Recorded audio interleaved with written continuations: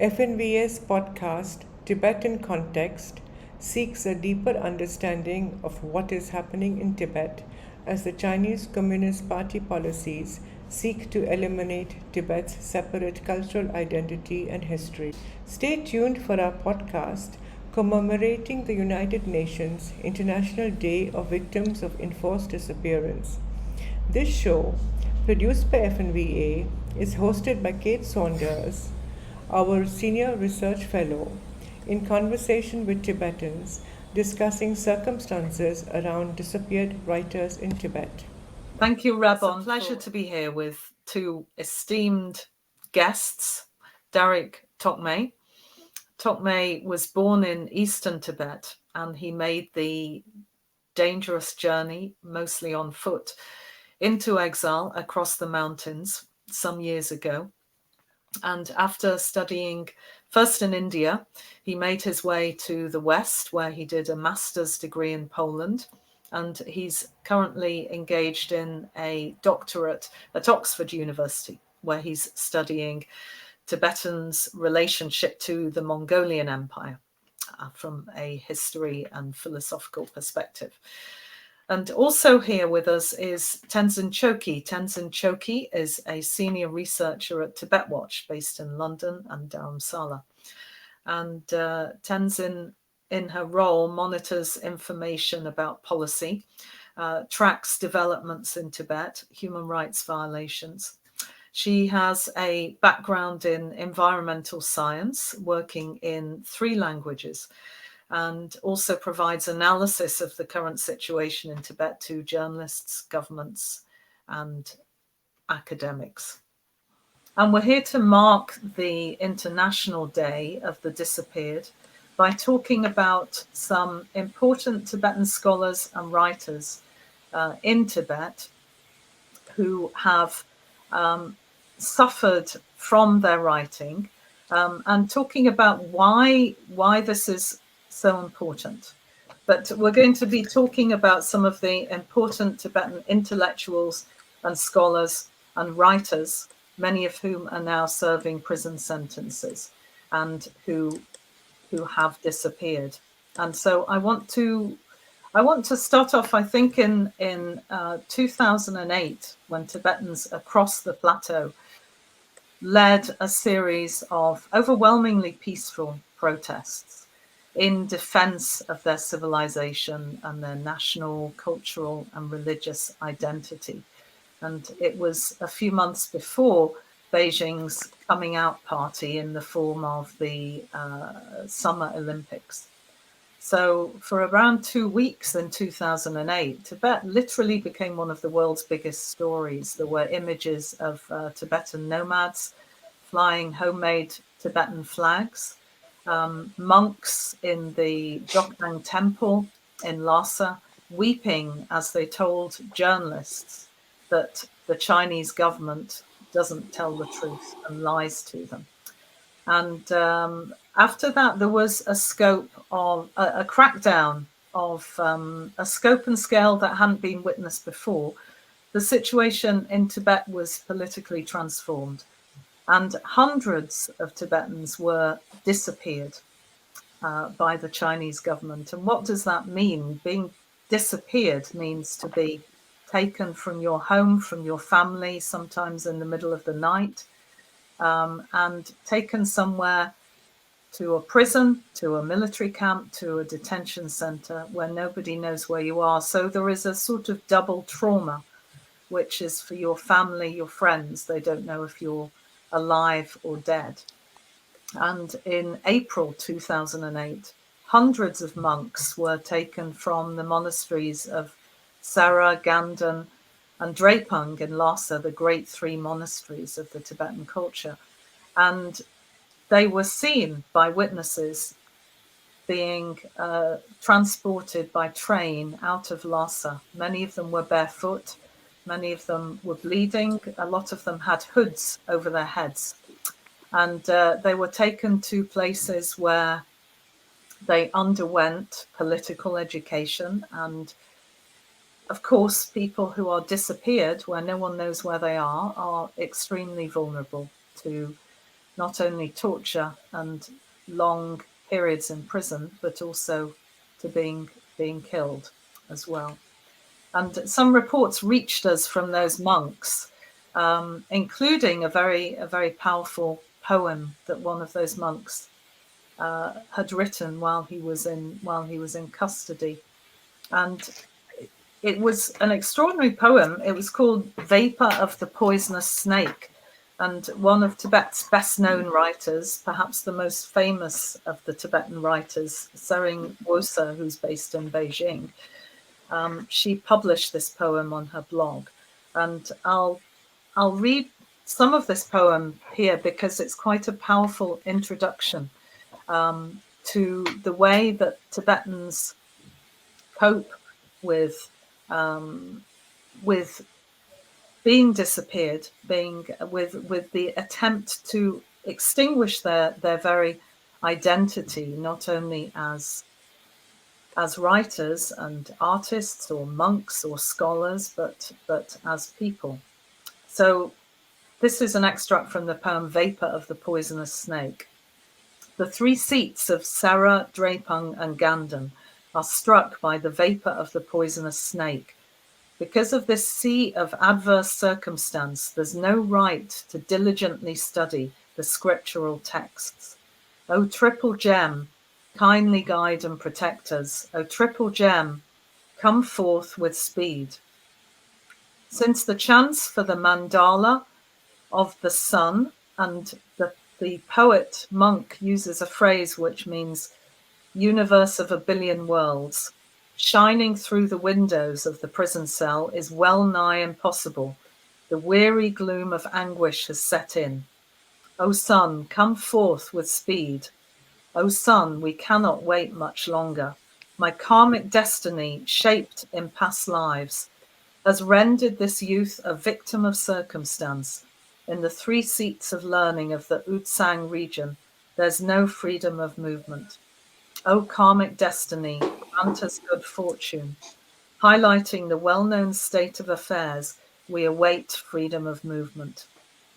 And that was written in Golmud military prison in Qinghai in May 2008, just a few weeks after those monks were taken from Lhasa.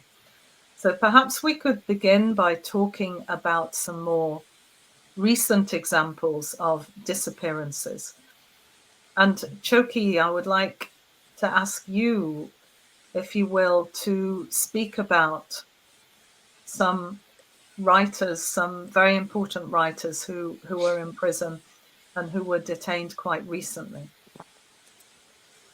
Sure, Kate. Thank you for organizing this, online discussion about disappearance and writers, the role of writers in Tibet, as the ongoing occupation of China still continues since 1950s.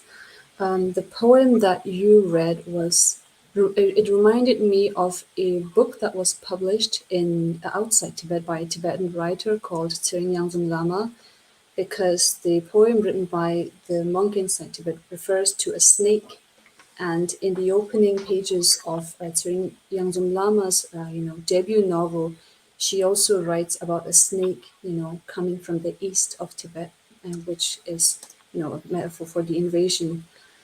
So, and the poem that you read, of a monk that was in Golmo reminds me of a writer who was also there at the time, who is from Ngaba, Gorshe Rabgyatso, who was sentenced to 10 years in prison. Gorshe Rabgyatso is a very prominent Tibetan intellectual writer who has fiercely and without any fear written and published his thoughts about the state of the Tibetan society. But not just that, he's a brilliant scholar. He's a brilliant Buddhist scholar. So to go briefly into who he is as a person, his family, both his grandparents from his father's and mother's side, were ministers in the Miyu kingdom in Ngaba in eastern Tibet. So In Ngaba, in more recent, knowledge, is known for being the epicenter of self-immolation in Tibet and also around the world. Goshar Gyatso was the most recent sentence was handed in October. Well, his arrest took place in October 2020, but the prison sentence was handed much later. But even before that, he was already detained and arrested 3 times. The first time he was arrested when he was only 22.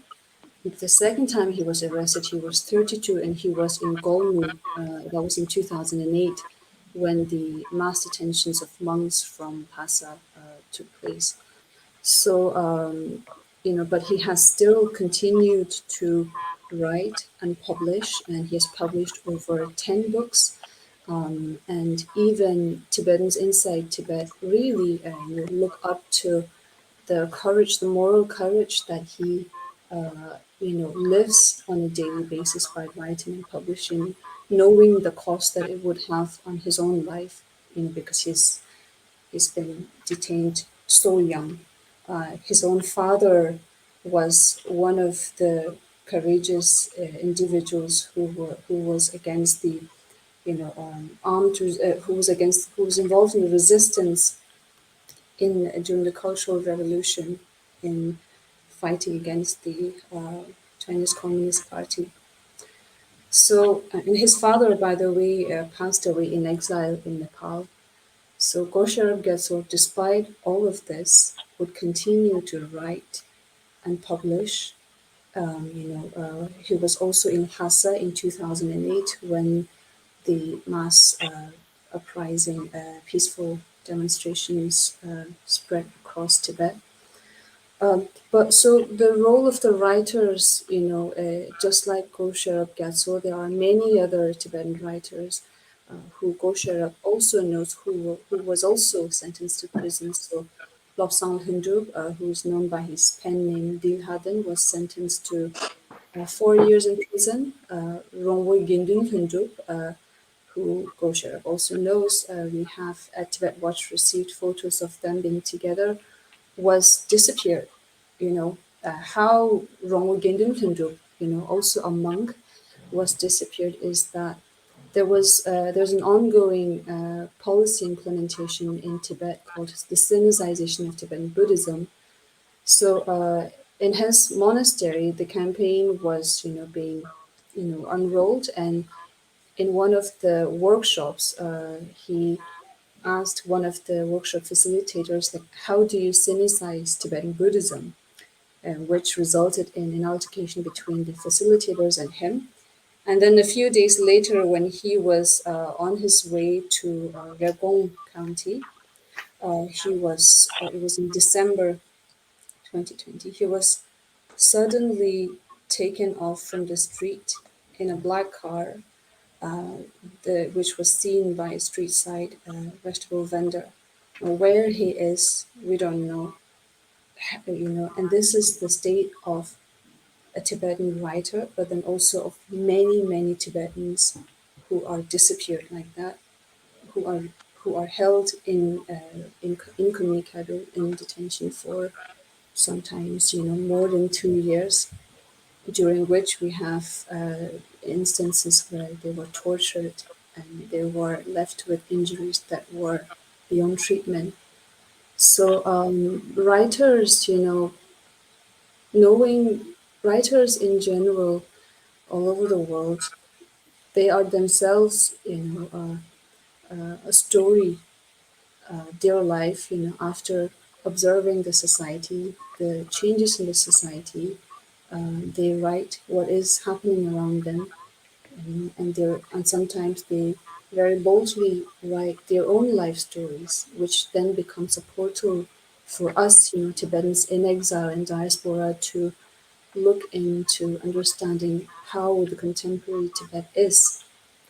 But so writers have such an important place, everywhere in the world, especially in places where the dictatorship, the apparatus of censorship placed on literature is just growing with technology.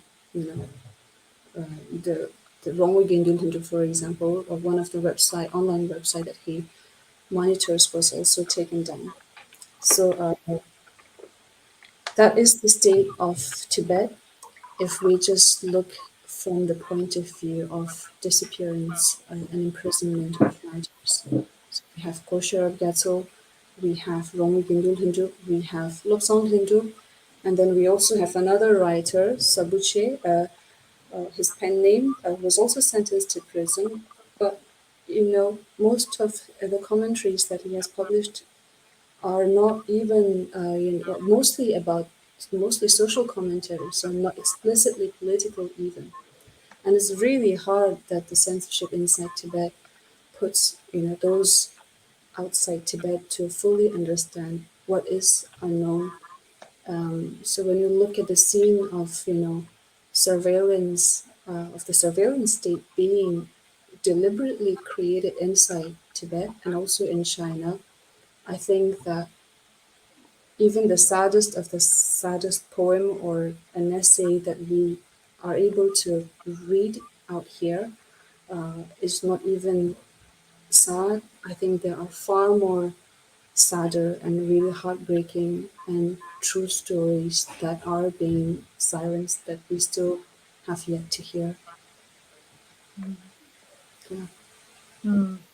Thank you. And Goshara Gyatso did a very moving letter about the Chinese doctor, Li Wanliang, who was the whistleblower about COVID when the pandemic was first breaking out.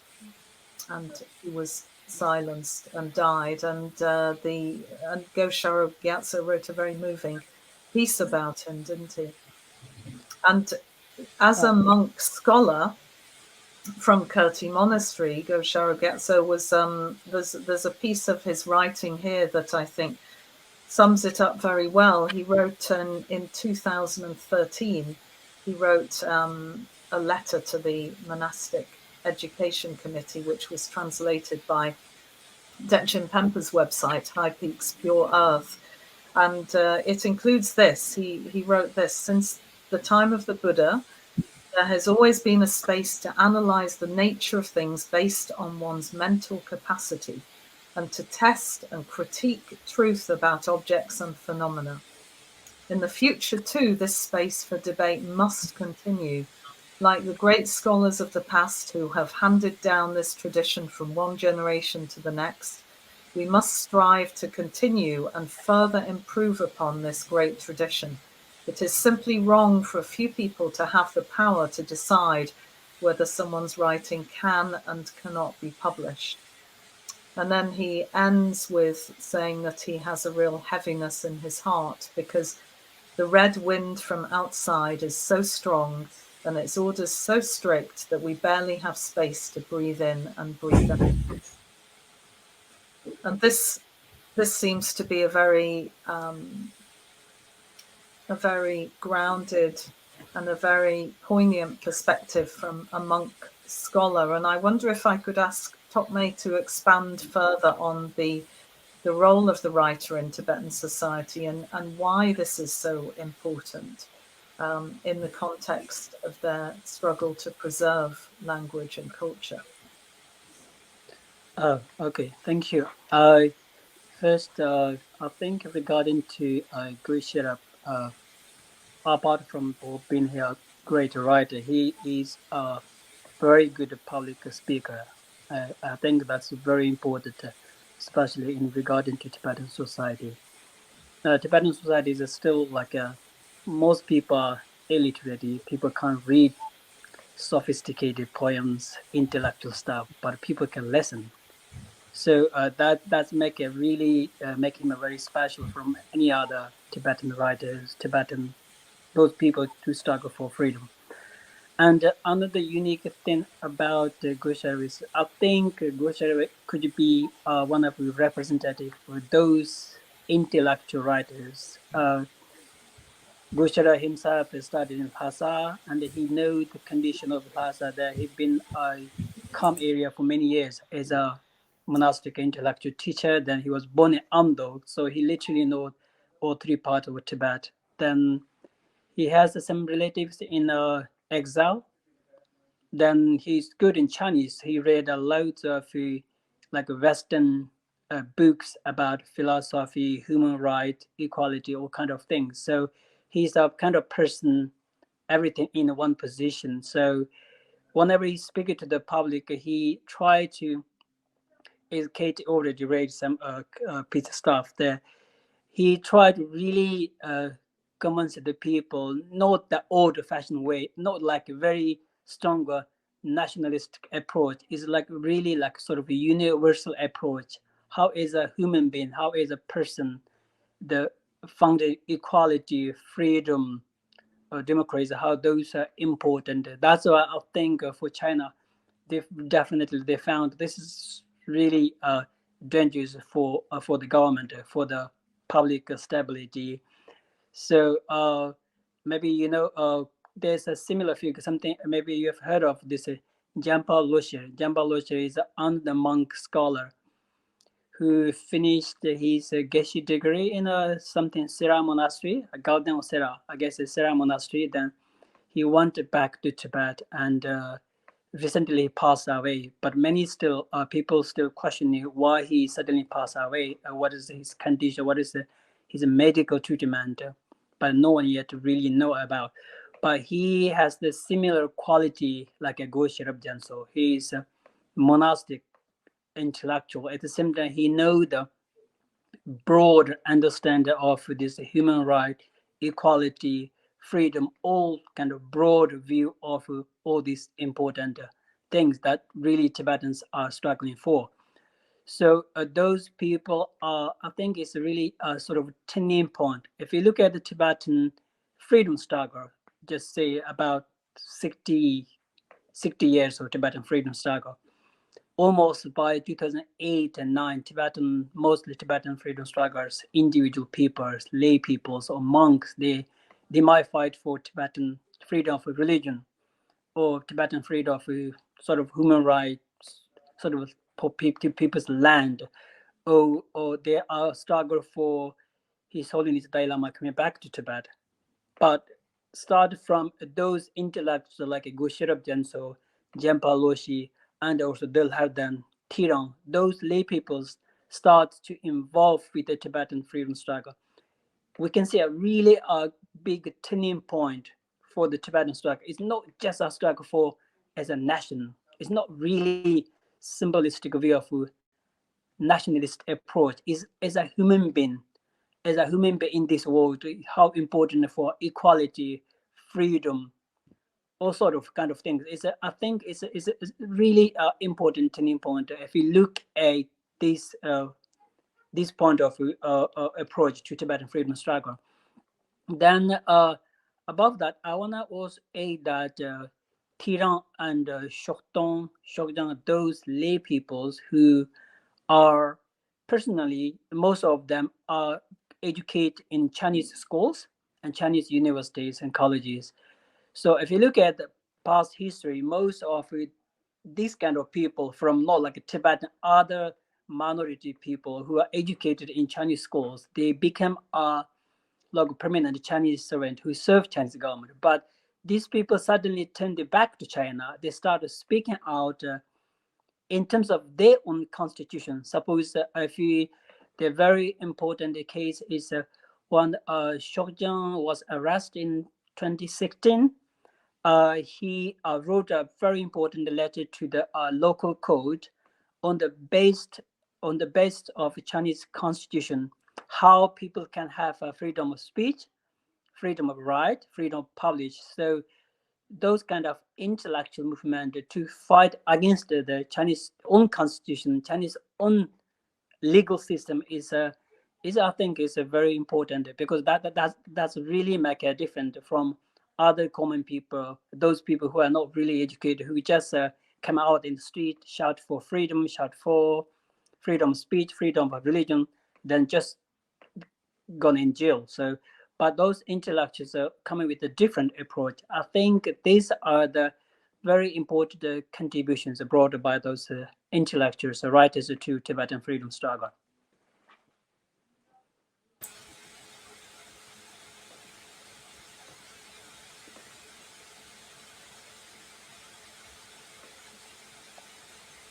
You're on mute, Kate.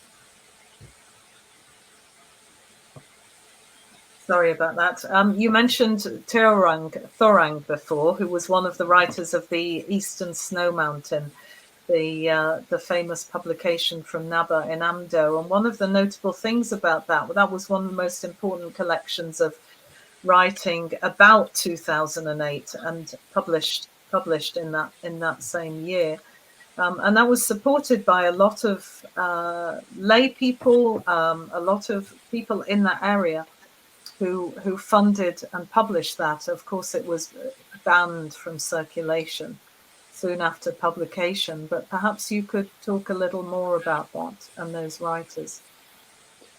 Yeah, the Eastern Mountain is normally a sort of a magazine, kind of a journal for literature. Is published yearly based or monthly based. I'm not very sure about. Anyway, it's something they basically publish every year, every month. But in 2008, Tirang, Shokjang, some of other people who are recently, some of them already graduate, some are in the final year of graduation, they become editors. Then they really they really took a very strong stand. Whether they already they collect a couple of articles, essays, then they I think submitted to the university institution to publication permission. But they said you can't publish these. If you publish these, then you can't. This journal will be end there. Then there's no more journal next years. Then there's loads of back in days. Then blog writing is very popular, right? People writing online. Whether it's important to give up the life of the journal, or is it better to say something that you want to say in the journal? Then no matter whether this is the end of the last publication, then anyway, at the end they decide to publish some of those articles. It's a really important collection articles, and many of articles related to the 2008 the peaceful Tibetan revolution, as Kate mentioned above. In that article, Tirong wrote a very important piece about regarding to Tibet Chinese constitution, how individual person, how Chinese citizen can have a freedom to speak, freedom to write, freedom to peaceful protest. So as I said before, these are the very, very important approach. But because no one said that before, people come in the street, then people shout for freedom, people are arrested. So many people, other people think, okay, this must be the case. But those intellectuals want the Chinese own constitution. They read it. They just bring that out. They fight it back with their own constitution. So this is the something. This East Mountain, the journal, make a very big issue in China, and it's also popular. I think it's republished in exile, and many of those articles are translated in other publications in other. I think it's Com area. Some of those articles are published. So I think this is a really important sort of journal. Yeah. So, and in terms of popular culture as well, the music is very important in Tibetan tradition. And the role of the singers has been very important. And many of the singers have gone to prison because of the lyrics of their songs, and also their investment in their own cultural identity and protecting it, which obviously clashes with China's project of Sinicization, as Choekyi mentioned, which is seeking to compel Tibetans to conform to a Chinese cultural nationalism and to eliminate and undermine a Tibetan identity.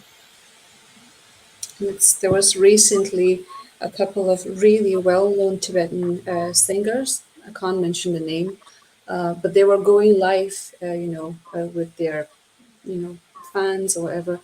And but in the beginning, they were speaking to each other in Tibetan and saying that, well, we can't speak to each other in Tibetan, can we? Because if we speak in Tibetan, then our life thing will be put down. So, it's writers, musicians, artists, they are all part of cultural, knowledge, cultural production, the cultural identity, and you see that the musicians, not only can they, quite, well, they don't have the freedom to just openly sing about the state of their homeland or what's happening, under these various range of freedom that the constitution, promises to, give them. But not, they can't even, they have the fear to speak on live in their own language. So I think that's really something that is going to affect the whole literature scene. You know, it's the project that has been going, since the occupation of Tibet, and that the Chinese Communist Party seeks to deliberately go ahead with, for years and years and years. I think that's the cost of, colonial policies on individual lives, on every facet of what forms an individual and collective identity. Why do you think that the Chinese party state is so threatened by the writers and by the artists, by the singers?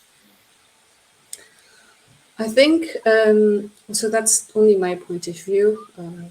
I think writers, artists, are they they live through the changes of time, and they reflect what the reality is, but the Chinese Communist Party has only one vision of how the so-called common prosperity of a human being should be. And this word common prosperity is now being widely, ubiquitously used in the Chinese state-owned media. So what should be prosperity? What should be happiness? What is the version of reality? Whether it's, how you should speak, what you should think, what you should not think. These are only attempts to consolidate power, uh, and knowledge, and it's directed with a specific agenda.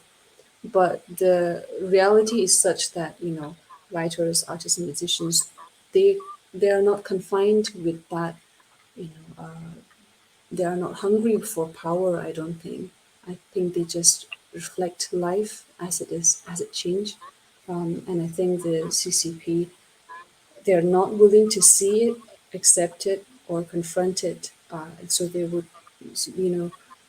make a host of policies to silence it in any means, in any way possible. So it's the refusal to open their imagination to freedom, which everybody wants at the end of the day. And Thokmay, the sort of existential courage of the writers and artists and those Tibetans who are still running Pure Land language groups or defending their cultural identity in so many different ways. Do you see that continuing today? People finding new ways of expression. I mean, what do you think is the future for Tibetan literature and in under these circumstances? I think, as Choekyi mentioned, I think music is a very important element in Tibetan freedom struggle. it's the same case. If you look at if you pick up any national freedom struggle case, any country in the West, in Asia, suppose India, so music play a huge role all the time. That's no exception to the Tibetan case as well. If we look at some of Tibetan music is from 2008, some of Tibetan songs almost become sort of national anthem. People sing Come Amdo Lhasa Exile everywhere. It's become a part of the identity. So when we discuss about Tibetan music, they always writers behind those musicians. Most of at one point, Tibetan music writers start to write loads of lyrics. As Chukila said, is a case. If you are in China, if you're a musician, you continue to sing a song, so you can't say things so obviously, so visibly. So people start to compose a lyric to those have a meaning. So everybody know the meaning, but they didn't say it so visibly. So those music play an important role, but they still play important role. And another important shift, if you look at those Tibetan writers, is now Tibetan music has become more sort of accessible to the public. Back in days, if you are a musician, but still you need a quite good amount of money to publish your album or caster or anything. But nowadays, the internet, because of internet connection, because of this online system, anyone can compose, sing a song, publish online. So you don't need to publish in an album CD. So and many of those, if you look at just randomly, you pick up some modern Tibetan music in YouTube, you go them, look at them, lyric composers. Many of lyrics are most of them related with the Tibetan culture, Tibetan struggle, Tibetan mountains. Sometimes some people from beginning to end is about a mountain. It look like about a mountain. It's not actually the mountain.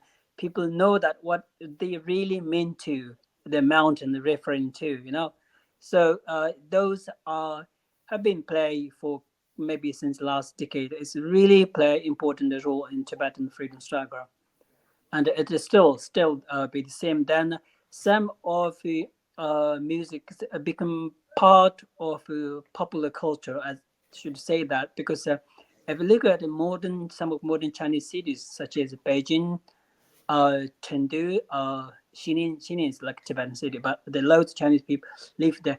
So now most of Tibetans gathered every maybe weekends, every afternoons. They dance in a big circle to play Tibetan music. So if you listen to some of those lyrics talk about Tibetan unity, the importance of Tibetan language, Tibetan culture. So it's a sort of a part of the way because more Tibetans are moving into cities. So they are creating this new way of identity, new way of to connect to each other through music. So if you look at behind this music, those are the writers who compose those beautiful lyrics. So it's a place every part of life, is really important. Now if you see Dharamsala, now people start to having a circle dance in mellow way some every weekends or something. It's happened every exile.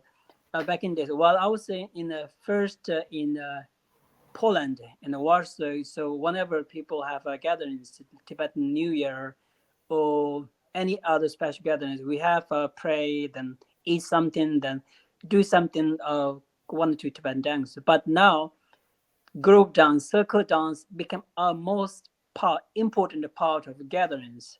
So if you look at those music, those are not just the music about love or something. This is all the lyrics about mountains, love for the country, importance of culture. So it's a place a huge role everywhere. That's wonderful description. And I still So recording. there's this comic sketch that I saw, I think maybe a year ago. It's about just the non-stop new music videos that are coming, out, in Tibetan media. And often when you go on YouTube and look for Tibetan songs, new songs, you know, you just type new Tibetan song, and then all the songs are titled New Tibetan Song 2021, 2022. And this comic sketch says that, someone made a music video and wants to, put it on YouTube, and just thinking really hard, what to name it, something really catchy and quirky, that would just stand out, in the pool of music video, but then finally just ends up, naming it New Tibetan music video, New Tibetan song or something like that. So yeah, that's been going on for many, many years. And I think that, what Darig just said about music being really important, I think we're going to see many new ones every year.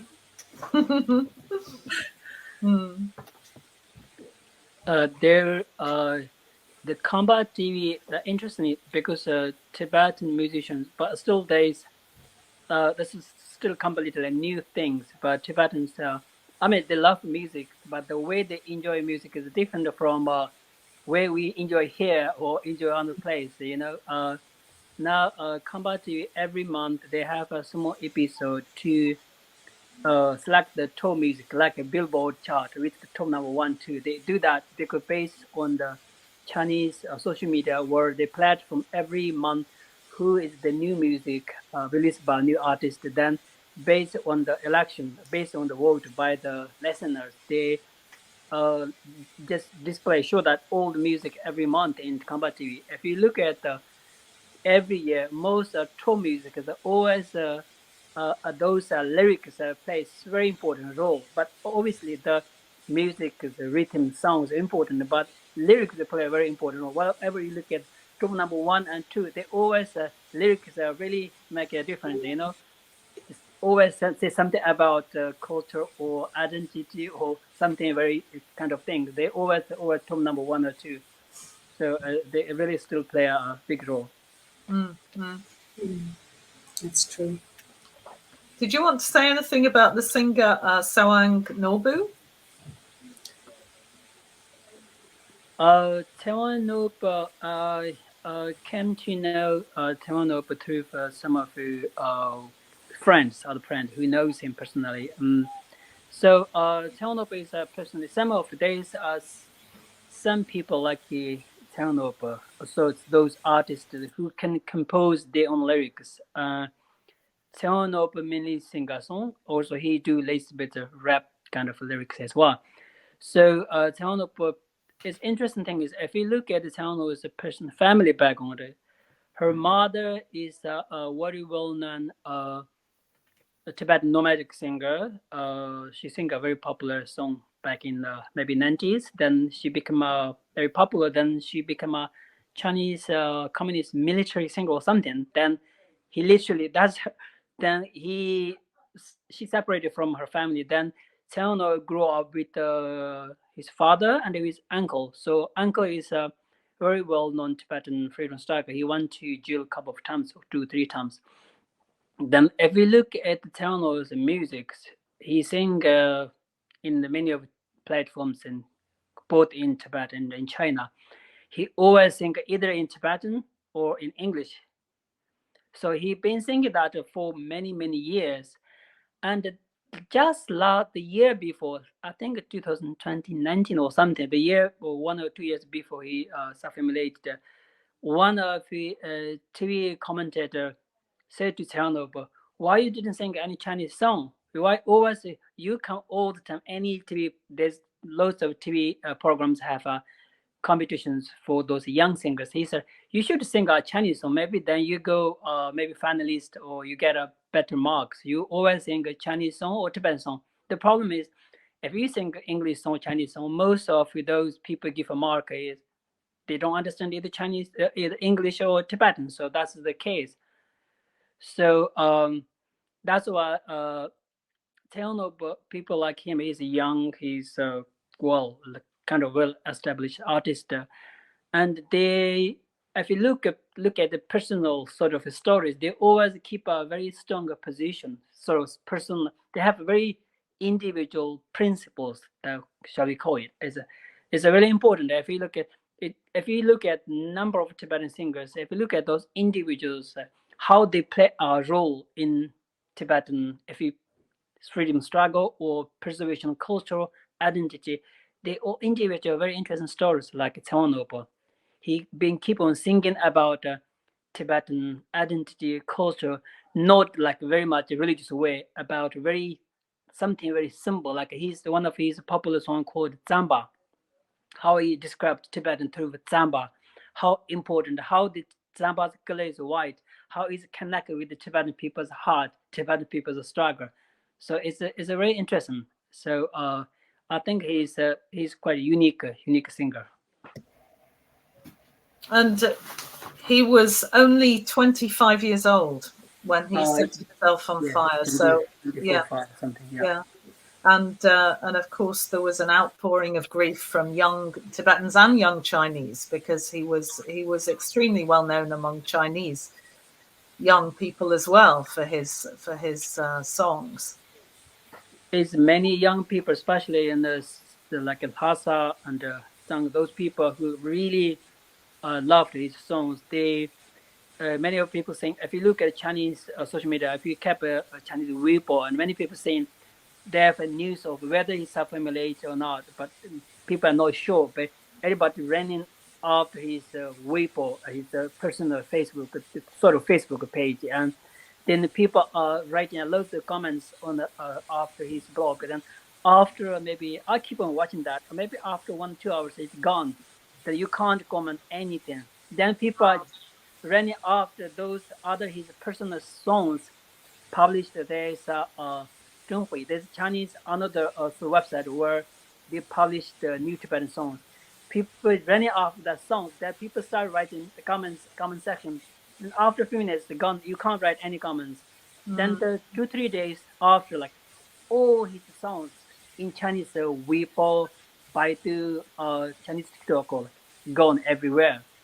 So the people's reaction is very strong. That's why people can't say anything. Then what they do, any individuals with the picture of a Tibetan Potala, because he self-immolated just in front of Potala Palace.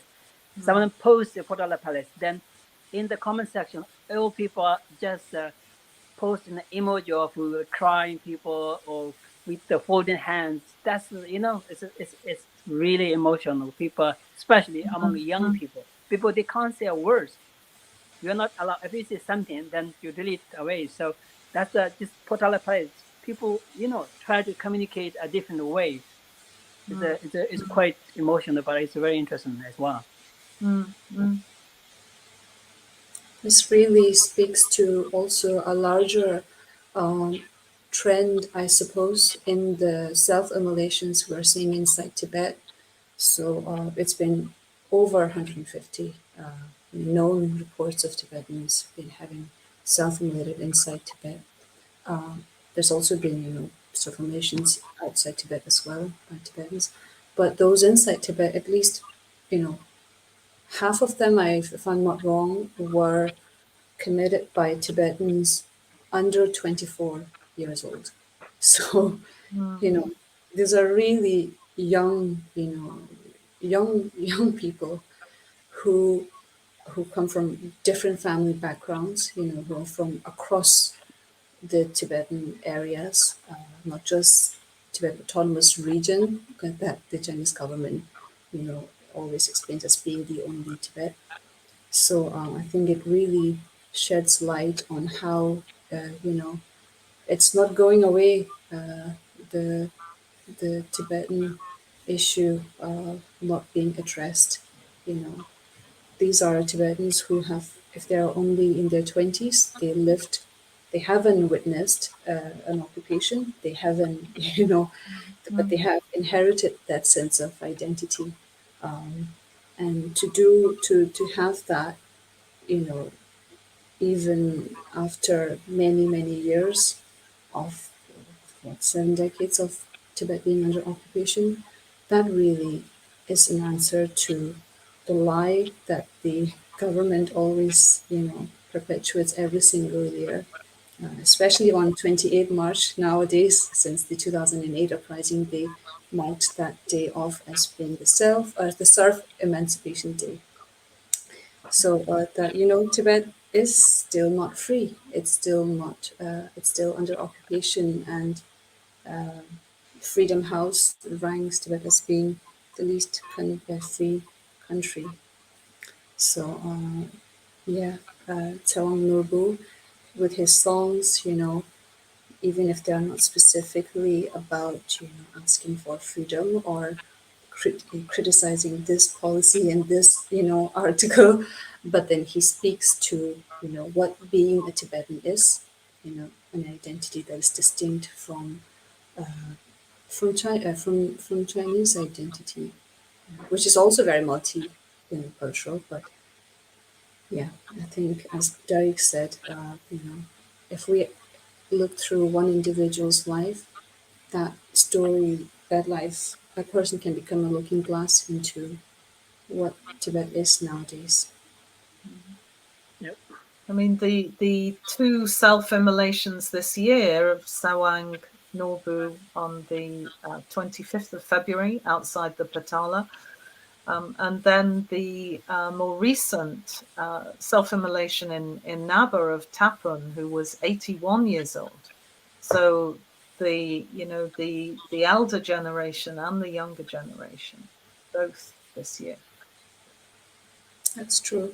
Yep. And also the older Tashi Punzok, the 81-year-old, when he turned 80, he had, told other Tibetans that the young, Tibetan youth should not give up, that with the blessing of His Holiness the Dalai Lama, the exiled spiritual Tibetan leader, the sun of happiness will shine in Tibet. So, he was not even saying it specifically to his grandchildren, he was just saying, the youth, of Tibet, don't give up.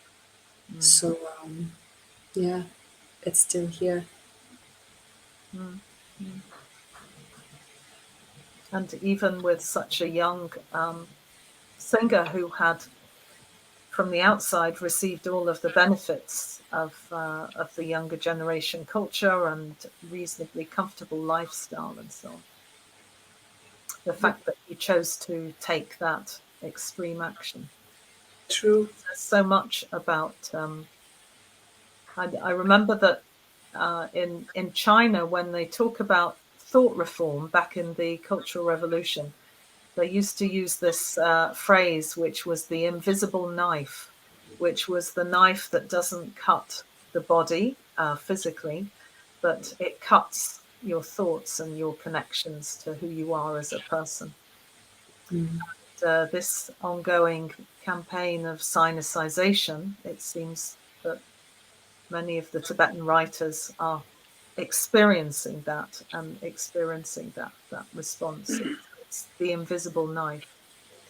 You can't see the psychic damage, the damage it's doing to your And soul. the way they do it with no respect, this grotesque level of how you relate to another human being, even after, even after their death. So in the case of Tashi Pinzol, he's in his last years of his life, and he moved near to live near Kirti Monastery. As many elder generations are devout Buddhists, they want to commit the last stage of their life towards, a virtuous life, going on Kora circumambulations. So, and his self-immolation took place in front of a police station. So it's not a coincidence. It's not a coincidence that they would, protest in front of the police. It's a statement in itself. But his body was taken away. His body was not returned to his family, and his family was obviously kept under surveillance. And then they would go on to just spread lies about how the self-immolation was a suicide, and you know, and keep a grieving family who don't even have the body of their grandfather to say the final prayers.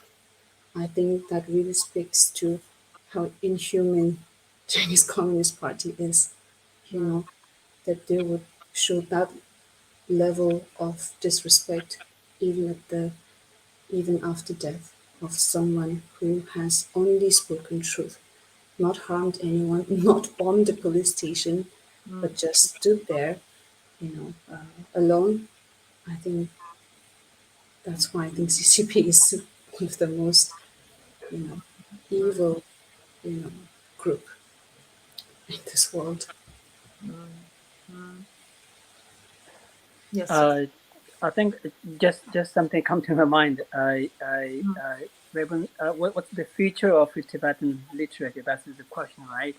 It's just I thought if we look at the Tibetan sort of after Cultural Revolution, so new Tibetan magazines started publishing that Tibetans be able to write things in Tibetan. So then Tibetans start to express themselves through the magazines, journals, poems. But the as I said before, because of the literacy rate among Tibetans is very slow, very low, and they just it's reach out a very small circle of those who can read and write, and then they many writers start to express themselves through the music. Is a very important sort of turning point. Then recently started with the the Pema Setan, those new filmmaker. He himself is a novelist. He's a writer himself at the beginning. Then another guy is called Daja. That I know personally from my hometown. There's one guy called Yundan. Yundan is a very good writer. Then these people started jumping into film industry. So they found a new way to communicate with the people, with the public. They found that's the way to reach out to more people. So there's a website called the Tibetan Films. So almost every month you can find 2, 3 new films. Like, although I think still they don't really not make a good money, but still those writers they not stick with the traditional way to communicate with the people. Now they found a different ways. So films are another way because that's the way everybody can see, not just read it, just virtually you can see people's action, the expression. So some of films, one film made by Yundan. Yundan is from literally from my hometown. He produced a film called Blackboard. It's about a language teacher who visited in a local village to teach Tibetan language. So it's a short film, about 30 minutes or something. It's really powerful.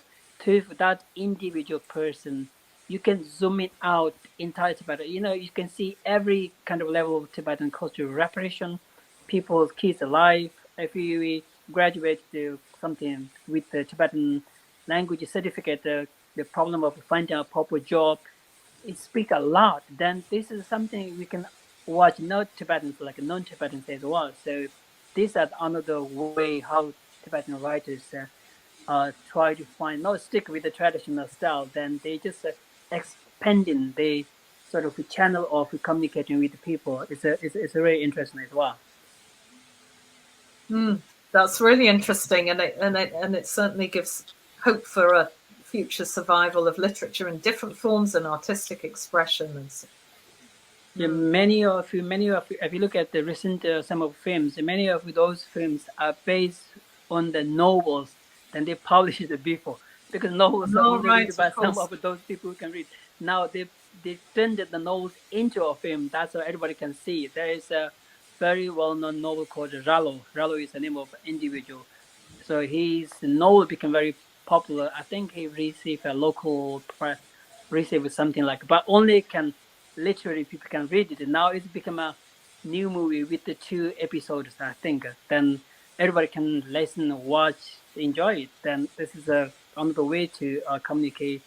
And some of those, especially, I think this year there is a very well-known called what's it, Namka or Sky or something.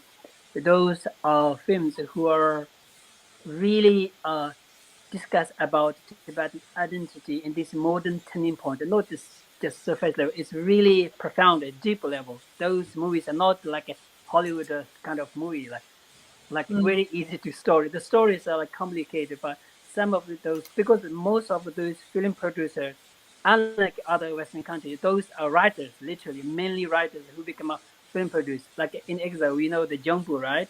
Who live in Paris. Mhm. So those popular writers become a film producer. Then they really can communicate with the people kind of subtle level, not just easy story. But it's a really interesting. Mm, It's true. yeah. Pamaseddon, of course, as well, wrote or did various films based on the stories, Yes, yes, the stories, like Tarlo and so on. yeah, exactly. Yeah. Parallel. Mm. I also recently watched his son's debut film, which I Ah, think it's called The Four or something like that. yeah. It's a debut film, but it's really good.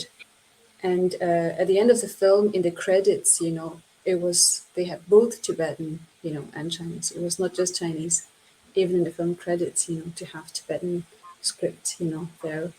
I think it was, really powerful to see Tibetan scripts mentioned at the end of, made by a Tibetan inside Tibet, and to have that in a big screen outside Tibet was really good. Mm, mm, yeah. There was, the film I was thinking of was the Made in Exile, the Dreaming, the Tsewang Norbu film, Bipolar. Have either of you seen that? That's an exile made film. Dreaming Lhasa?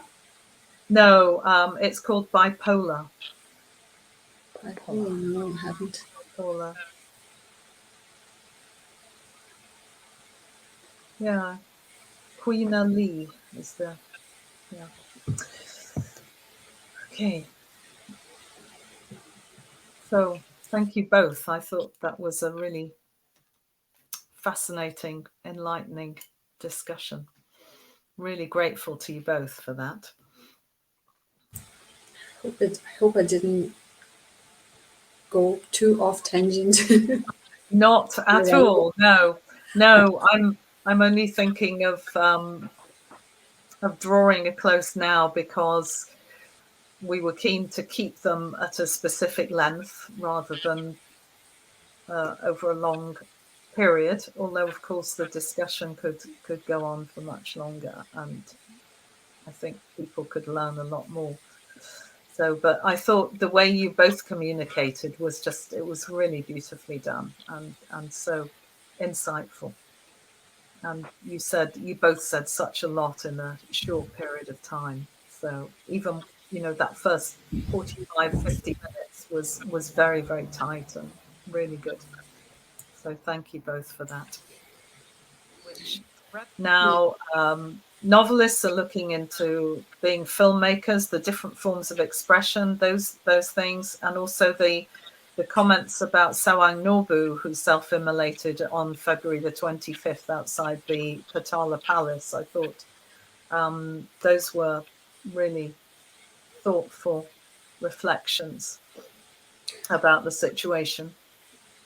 But Uh, Choekyi or Thokmay, do you want to say anything else that you maybe didn't mention or would like to see featured? One thing I would like to add about circle dance, and the future of Tibetan, Tibetan identity, just in a broader sense. I think, since 2008, after just protest and self-immolations sweeping across Tibet, one, movement emerged from inside Tibet, so Lhasa, known as White Wednesday, very loosely translated. So every Wednesday, nobody organized it, with a set of rules. It just was it just organically came out with a first there was a post I think online about what every Tibetan would do on a Wednesday. Um, they would speak in Tibetan language. They would wear Tibetan dress. They would support Tibetan businesses. They would, basically not even if they are not going out in the streets in big numbers to protest, but every Wednesday because it's the sole day of His Holiness Dalai Lama, they would assert their Tibetan identity. So, I think that movement, every Wednesday, Tibetans uh, in Dharamsala, for example, they would be making, they would be doing prayer and incense offerings. At Kora, they would be dressing in, Tibetan dress and wishing each other, Al Sang, a happy White Wednesday. I think to have such a decentralized, movement come from inside Tibet shows how, with the changing times, Tibetans are finding ways to assert their identity. I think that's it's. I think it's important to note that, like outside in the world, where we have movements, like Extinction Rebellion, where it's so decentralized, but it's collectively across the world trying to challenge the authority by upholding to their own belief. So in a similar way, I think in Tibet, where it's whether the cost of being arrested and detained and kept in dark for over years is known. Such movement have started many years ago after a historic uprising in 2008. So I think with that, I think the future of Tibetan identity will, will find a way to, assert itself.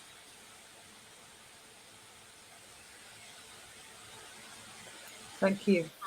I think that's a good point to draw a close to what's been a really fascinating discussion. And I'm really grateful to you both for all your insights and your on the ground understanding, your expertise, and your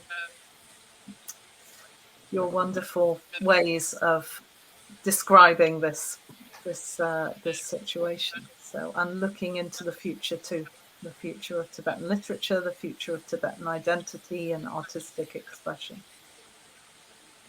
So, thank you very much. Thanks, Kate. Thank And you. Yvonne.